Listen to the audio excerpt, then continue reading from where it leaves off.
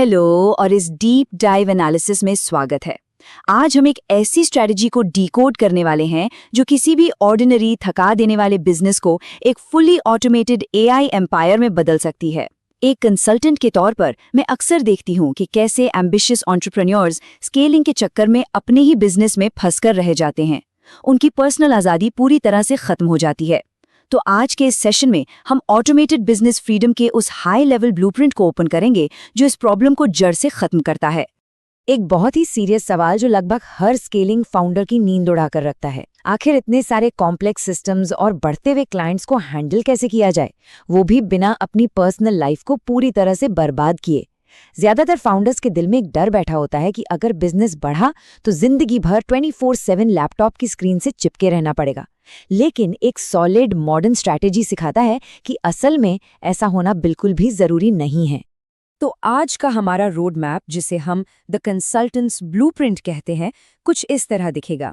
सबसे पहले हम द स्केलिंग ट्रैप को समझेंगे, फिर बात करेंगे layered automation and self correction की।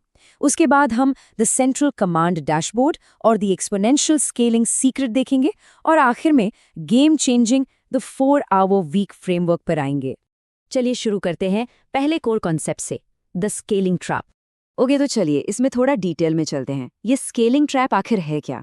असल में ये एक लिमिटिंग बिलीफ है, एक डर है कि ज्यादा क्लाइंट्स आने का सीधा सा मतलब है वर्कलोड का और स्ट्रेस का बढ़ जाना। इसलिए यहाँ मैनुअल बिजनेस और एआई बिजनेस के बीच का स्टार्क कॉन्ट्रास्ट समझना बहुत ही क्रूशियल है। अगर ध्यान दें तो मैनुअल बिजनेस में स्केल होने का सिंपल मतलब होता है और ज्यादा स्ट्रेस। यहाँ फाउंडर एक ऑपरेटर की तरह दिन रात टास्क्स में पिसा चला जाता है। टेक्निकली ये एक बिजनेस नहीं, बस एक ग्लोरिफाइड जॉब बनकर रह जाता है। लेकिन दूसरी तरफ एक ट्रू एआई बिजनेस में स्केल होने का मतलब सिर्फ और सिर्फ ऑटोमेशन है।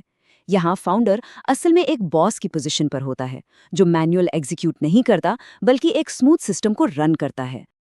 अब बढ़ते हैं सेकंड पार्ट पर, layered automation and self correction. इस थका देने वाले स्केलिंग ट्रैप का अगर कोई परफेक्ट एंटीडोट है तो वो यही है। यहाँ आर्टिफिशियल इंटेलिजेंस सिर्फ छोटे मोटे टास्क नहीं करता, बल्कि खुद के काम को भी मैनेज करता है। इस ब्रिलियंटली स्ट्रक्चर्ड 3-part सीक्वेंस पर गौर कीजिए, जिसे सेल्फ करेक्शन लूप कहा जाता है। स्टेप 1 में क्या होता है कि एक एआई नेचुरली क्लाइंट मैसेजेस को हैंडल करता है। फिर स्टेप 2 आता है, जहां एक दूसरा एआई उस पहले वाले एआई के रिप्लाईज की क्वालिटी को चेक करता है, और अगर कोई गलती मिलती है तो तुरंत स्टेप 3 में तीसरा एआई एक अलर्ट भेज देता है। एक स्ट्रैटेजिक कंसल्टेंट होने के नाते मैं ये सेफली कह सकती हूँ कि ये लेयर्ड ऑटोमेशन ह्यूमन एरर को ऑलमोस्ट जीरो पर ला देता है, बिना किसी अनोइंग माइक्रो मैनेजमेंट के। असलियत यही है, beginners remain busy while pros become free. एक हर वक्त परेशान रहने वाले बिगिनर और एक आज़ाद प्रोफेशनल के बीच का असली फर्क इस सेल्फ करेक्टिंग लूप को लागू करने में ही छिपा है। स्मार्ट डेलीगेशन अब सिर्फ इंसानों तक लिमिटेड नहीं है, ये पूरी तरह से सिस्टमाइज हो चुका है। चलिए अब देखते हैं अपना तीसरा हिस्सा, द सेंट्रल कमांड डैशबोर्ड। एक फ्रीडम बेस्ड बिजनेस को सक्सेसफुली मेंटेन करने के लिए इंफ्रास्ट्रक्चर सही होना लाजमी है। जो टॉप टियर के ओनर्स होते हैं वो कभी भी 10 अलग अलग टैब्स खोलकर दिन भर टूल्स के बीच नहीं उलझते। एक आइडियल कंट्रोल सेंटर को देखिए। एक सिंगल नोशन सेटअप या कस्टम एआई डैशबोर्ड पूरे सिस्टम का नर्व सेंटर बन जाता है। Active client leads, confirm sales bookings, current clients का स्टेटस और यहाँ तक कि फ्लैग्ड सिस्टम एरर्स, सब कुछ बिल्कुल सेंट्रलाइज्ड। बस एक झलक देखी और पता चल गया कि ऑपरेशन का वाइटल साइन कैसा चल रहा है। और सच पूछिए तो ये सेंट्रलाइज्ड डैशबोर्ड जिस सबसे बड़ी चीज को सक्षम बनाता है वो है द बॉस की ये रियल डेफिनेशन। एक ऐसा इंडिविजुअल जो लो लेवल ऑपरेशनल टास्क्स में खुद को नहीं थकाता, बल्कि सिर्फ हाई लेवल सिस्टम्स को मॉनिटर करता है। एक ओवरवर्क्ड ऑपरेटर से एक काम और कलेक्टेड बॉस बनने का ये आइडेंटिटी शिफ्ट तभी पॉसिबल है जब इस तरह का सेंट्रलाइज्ड बर्ड्स आई व्यू वाला सेटअप अपना लिया जाए। आगे बढ़ते हैं हमारे चौथे पॉइंट पर, द एक्सपोनेंशियल स्केलिंग सीक्रेट। ये एग्जैक्ट ग्रोथ इंजन है जो किसी भी ऑटोमेटेड बिजनेस को बिना पसीना बहाए एक क्लाइंट से सीधा 10 क्लाइंट्स तक स्केल करने की ताकत देता है। ये सिस्टम डुप्लीकेशन प्रोसेस लॉजिकली बहुत ही क्लियर है। सबसे पहले अपने सॉलिड कोर सिस्टम को सिर्फ एक बार बिल्ड करना है, फिर जब भी नए क्लाइंट्स आएं उसी सिस्टम को डुप्लीकेट कर देना है। क्लाइंट की जरूरत के हिसाब से माइनर कस्टमाइजेशंस अप्लाई करनी है और बस उसे आसानी से एग्जीक्यूट कर देना है।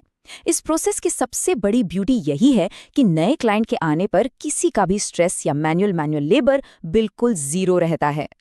और ये बेहतरीन तरीके से इलस्ट्रेट करता है कि लिनियर स्केलिंग से एक्सपोनेंशियल स्केलिंग की तरफ कैसे बढ़ा जाए।